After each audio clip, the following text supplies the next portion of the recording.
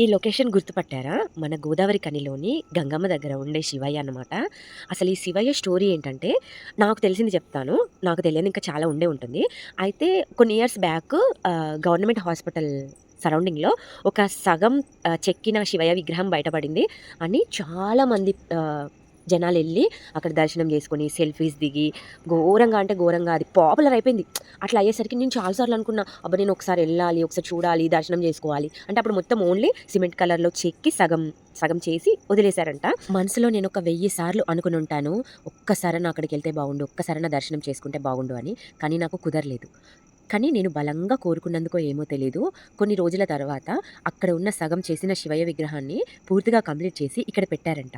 ఆ విషయం నాకు తెలిసిన తర్వాత నేనొచ్చి దర్శనం చేసుకోవడం కూడా జరిగింది. మన కోరిక బలమైనదైతే దైవ సంకల్పం ఖచ్చితంగా తోడవుతుంది. అంటే నేను కోరుకున్నందుకే శివయ్య విగ్రహం ఇక్కడ తెచ్చిపెట్టడం జరిగింది అని చెప్పను. కానీ నన్ను రప్పించుకున్నందుకు శివయ్యకి నేను థాంక్ యూ చెప్పుకున్నాను.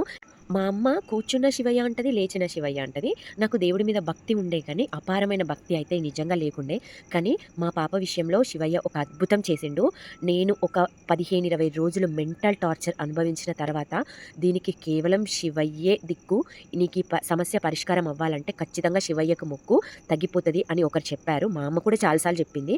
అప్పుడు నేను శివయ్యకి మొక్కిన తర్వాత నిజంగా మా పాపకి హాస్పిటల్‌లో చూపించకుండానే ఆ ప్రాబ్లమ్ సాల్వ్ అయింది. ఆ స్టోరీ నేను షేర్ చేస్తాను మీతో.